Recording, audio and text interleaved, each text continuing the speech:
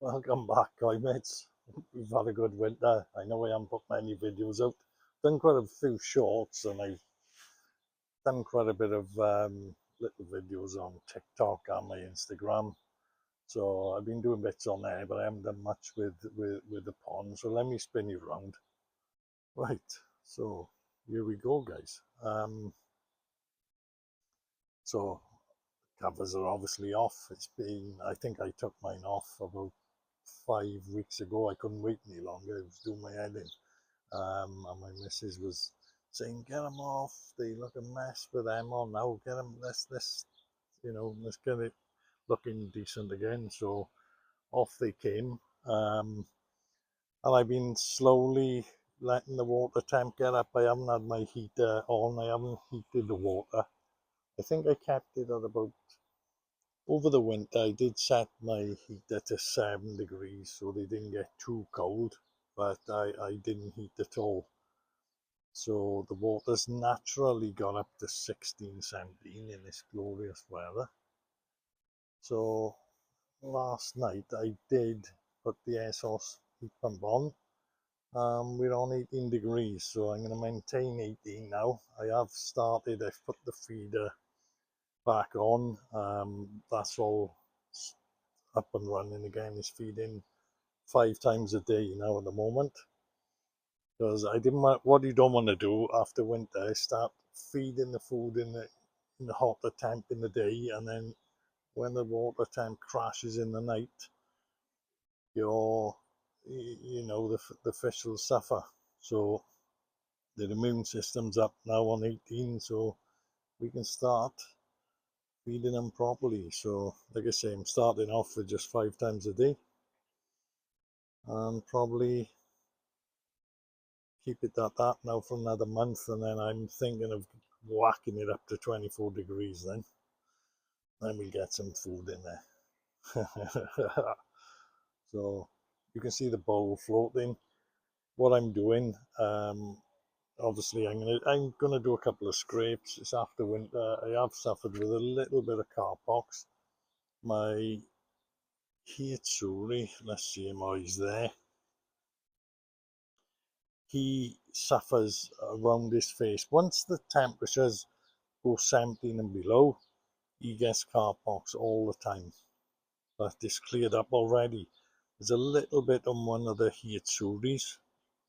Where are they? A little bit on the Hitsuri. On the Ginrin one. Oh, there he is.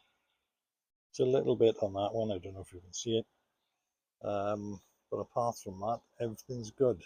So I just want to check the condition of a couple of the fish. So I'm going to probably pull one or two out. Just give them a scrape, give them a check over, and probably hit the pond with a treatment if need be. So let me get that done.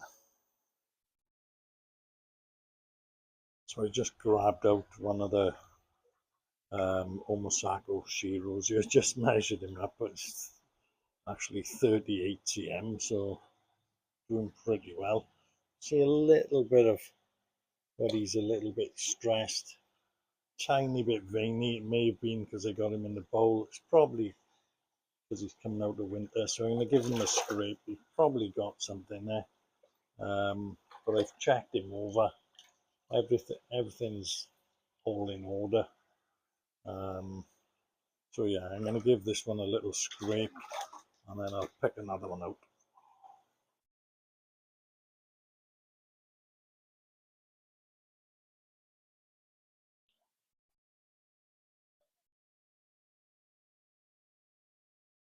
So I just got the Kiyetsuri out. This is my Ginrim one. I really like this fish. Don't know if you can see those little bits of car parks on him. It's got a lot better already. Now it's 18 degrees, so I'm sure it won't take long and that'll be gone. You can just about see it there. But again, check this fish over, all spot on. Sorry about the glare. It is a sunny day, which is nice. But yeah, I really like the pattern on this one, and ever since I've had it as a young tools, I've really liked this one. It's one of the ones I grew on. So yeah, well happy with that. Right, get that one back in, my mates. Right then, well, let's have a look at this. What I'm going to do now, guys, is check my ORP in the water, because all I found was a bit of fluke. So first things first, let's check my ORP. So that's calibrated tidy. Let's have a check. Yeah, so I'm just checking, see what we got now. I'm going to hit it with a dose of PP. So I always do it this way. Look at this achiever now, he's trying to eat my ORP gift. I can't believe how some of these are grown, mind. Bloody hell. Oh, so we 182. That's not a, he's back again. Look. Come on, you can't eat that. That's not a bad measurement, that isn't, after winter, in fairness. So yeah, so I'm gonna get some PP on the boil, get an air stone in with it, boil it up, and I'll spin back to you when I'm ready. The way I do my PP or any treatment really is I whip an air stone out of the bio there, and I just put the bucket in, look, and I drink it in there. So that's been in there now for about 5 minutes. So I'm going to get that out, and I'm going to get it in the pond and give these bad boys a bit of a PP in. I enjoy doing a PP. Something about PP. When the water goes purple, I quite like that.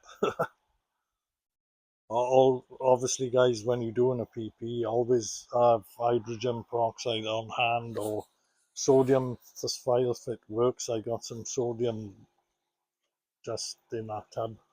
That works the same. It'll neutralize it. If anything does happen and you see your fish rolling or jumping, gasping for air, obviously you can neutralize it with that before the worst happens.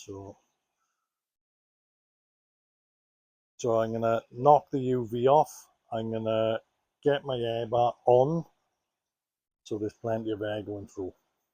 So let me do that, and then we start pouring the PP. Right, let me get this UV off and get the air bar on. Where are we? UV off. That's that one. And air bar. Let's get that on constant. There she blows. Right, so PP's in the bucket, and let's get a little bit in this area where there's no fish a minute. Let's chuck that in there. When you're doing any type of treatment, guys, just so you know, because I've seen someone put all the treatment into his filter to send it around the pond. Well, if you put that concentration straight into your filter, it'll kill all the good bacteria off. So you've got to make sure you put it in the pond, and obviously it'll go through your filters, but not in such a high strength. So that will just leave that move around a little bit now for a second. I don't like putting it all in one go. I like to put it in slowly.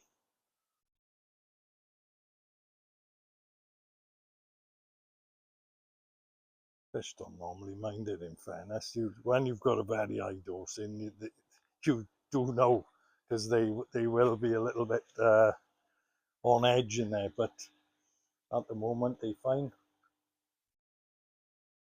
can see it really starting to get purple up this end now. Let's have another check with the meter, see what we got.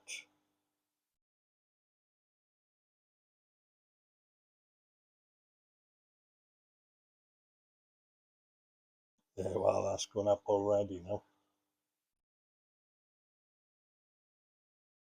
What are we on here? Just let it settle.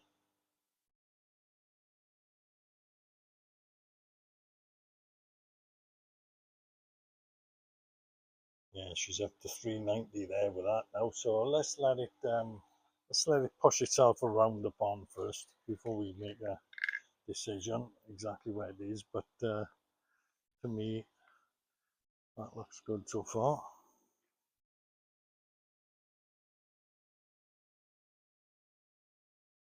Bloody cobweb, loads of cobwebs all the time. I keep wiping them off and they turn up again. Oh, eagle eye. People may notice I've moved. I did have that head by here, and that shell, or the shell was that side, sorry, and the head was there. I've put them over there. I think they look a bit better, and I wanted the window. They were covering the window too much, you know what I mean? So I checked them up there. I think they look okay. Like I say, the bloody cobwebs, all I'm doing is cleaning them. Look at my tree there. That's full of cobwebs as well. 24 degrees, +11, boys. Woohoo!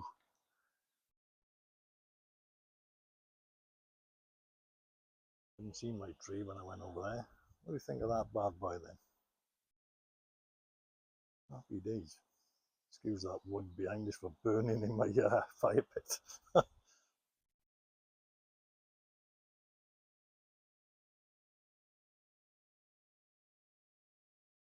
Right then, I just took another read in there. We're up to 420, so I'm going to pour this bit in here. I got a nice return by here.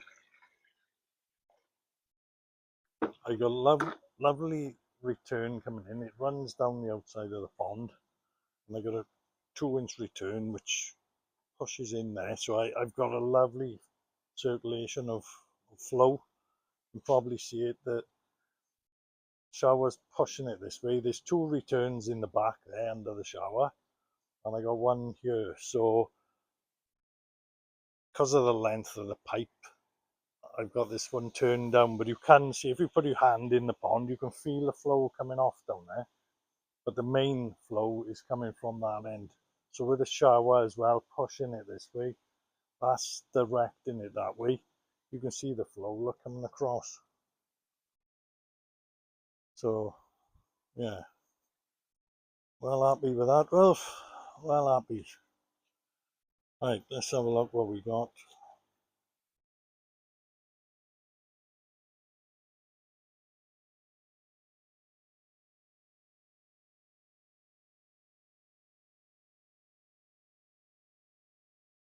Well, there's no sign of any issues at the moment. All the fish are fine. What you got to watch, see this PP, it strips the oxygen out of the water. That's why you've got to have plenty of air on.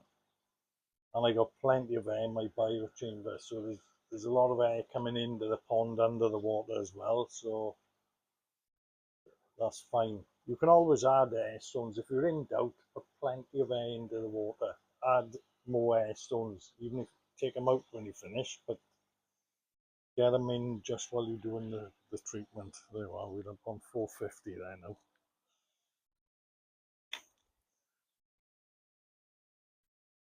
450 millivolts there.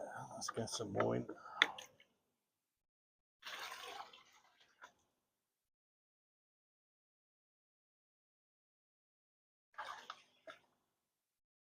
Chuck a bit up on end.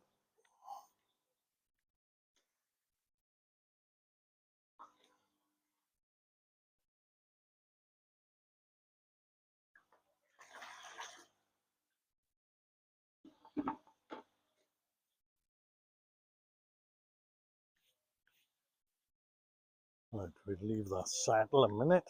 Millie, what are you doing by there? Leave that. Yes, yes, yes, that's it. We go and see the fish, they're purple now. Yeah.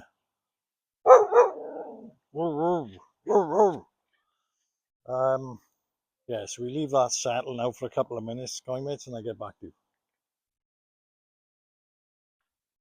Right then, I got more PP on the go. Let's get it sorted. It's been down here for about 10 minutes now, so there we go. Not much room in this hut of mine. It's not a fancy filter house by no means. It's more of a hut, as I like. Right, so we've just come round this side and put a bit more in. So the dose is pretty high now, so I'm keeping an eye on these fish now quite a lot. So while I'm talking to you, let's make sure everything's okay. There's food going in now. I forgot to turn my feeder off. Some of them will still feed even with a PP in, but should have knocked that off really. So hey, I don't know if any of you've seen my other video. I've had my grow on fish. They're here, they're in the tank. Most of them I've gone with are, everyone's raving over Eoki this season. And they do some really good fish. So the majority are all Eoki, and they're all different varieties and colours. They're really, really nice in fairness. So yeah, I got a pile of them. So I'm hoping there'll be some Eoki in here later on in the season, or they will be. Not hoping. Yeah, so they're in the grow on, so there'll be plenty of videos coming on that. The one I've done a minute is just sort of collecting and putting them in, and one thing and another, but there'll be a lot more videos coming on how those fish are doing. What are you doing there, Pete? So yeah, that's okay at the moment. So what are you guys' plans? What fish are you lot after this year? Anyone after anything new? Thing is, in the end, there's only so much fish you can have, isn't there? There's only so much room that everyone's got. But it's like, it's such a mad hobby. You can't just sit in your hands and not buy any more fish. It's like constant. Oh, I want more fish. And that's why I enjoy doing the grow on so much, because you can sort of enjoy them, put them in here, and well, you can move the odd one. I do move a few on. Obviously, I can't keep them all, but my enjoyment is seeing them develop, grow, and you learn so much from grow-ons. It's much more involved than the pond, really. There's a lot more to keeping the grow-ons. It's fascinating stuff, and it's really good seeing how different shapes, sizes, different breeders, different varieties, how they grow, how they change colour. When they lose colour, then they get colour back, and what you got to do to try and keep it all there. It's really good. I do enjoy. Well, see, they feed in there now in the middle of having the PP, so it's not affecting them that hard. Does need a little bit more going in.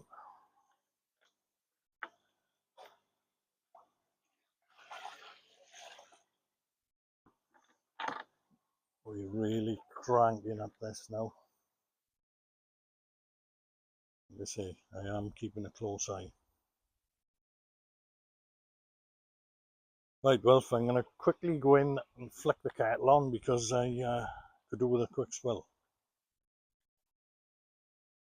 Let you have a view from there for a minute.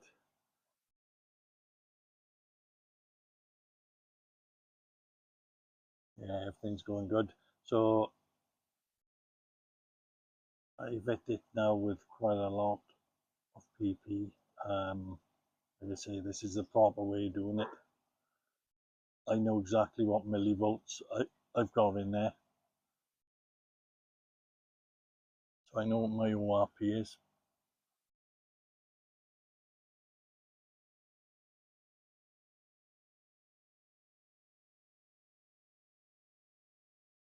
You can hit them with a proper high dose. So you can even get the flukes with the PP. PP will take anything out. But if you're bordering on to get flukes, you've got to be really high with your PP. So you've got to be very, very careful. But what I will do, I'm not going ridiculously high, but I'm high enough to definitely knock flukes back. But what I'll do now, once this water clears, probably tomorrow, I'll start with a fluke treatment then. Um, I'll do that over the next coming 3 days, and then I'll be parasite free. And then I can start putting a bit of clay or something in to condition the water. Because what I find, you put these pond detox and clays and things in, any treatment you do, it'll just strip it out straight away. So you need to make sure you're doing all your treatments and things, get your pond right before you start putting all these clays and things in.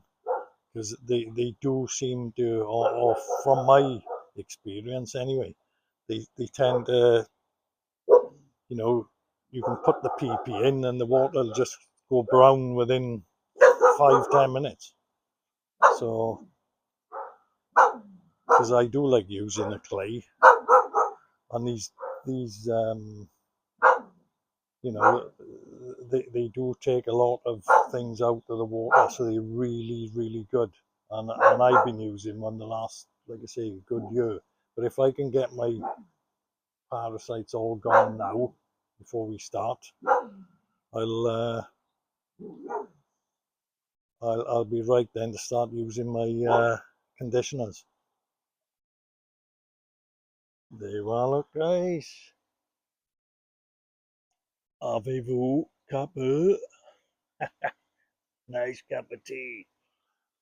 Can't beat a little swill when you're out by the pond. It is a bit warm today, mind. I'd probably be better off with a cold drink, but well, everything's looking good.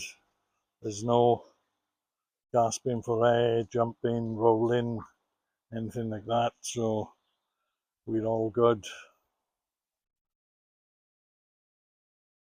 I think I've got all the PP I've got in there now. Have I got any left? There's a little bit more to go in.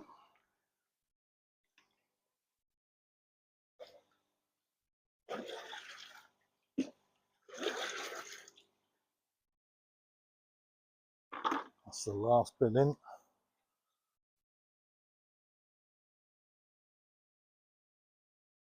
Yeah, that's the last bit in there now, guys. So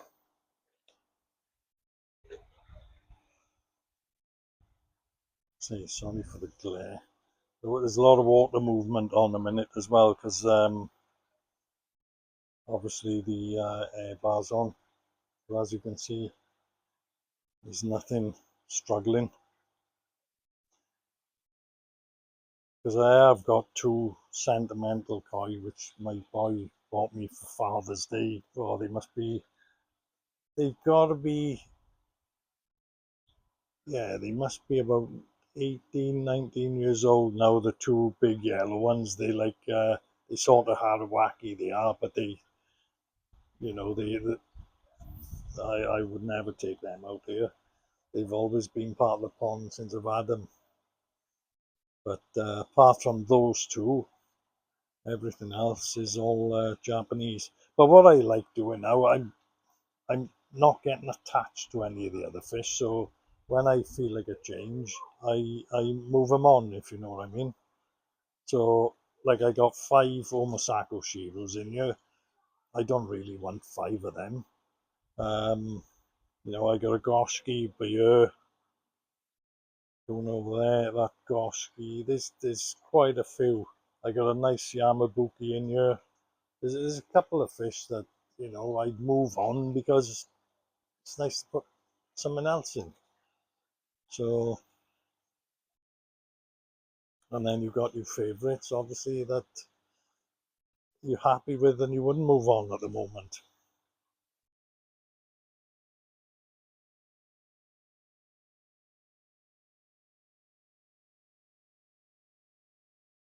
I've gone a big fan of Achievas. I didn't used to like them, but I'm a big fan of them at the moment. And again, it's things like that. So when you're a fan, you keep them. When you get a little bit, when you feel like a change, you can move them on. That's the way I'm starting to look at fish.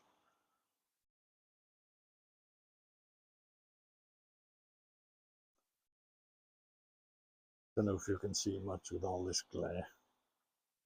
Perhaps I'm waffling on a load of crap now. So right, so it's been about an hour and a half now, so all's good in there. Um, yeah, good job done. So what I'm going to do now is assess things tomorrow. Leave that water go brown now. Once it goes brown, that's real good. It's good for the filters, that is. It's like food for your filters when it goes brown and scummy, so that should happen by the end of today. And if that clears tomorrow, I will start with a different treatment. But until then, I'll just keep a close eye on it. So I hope you enjoyed it, guys. Nice to get the video back out this year. So look after yourselves, all the best, and catch you on the next one.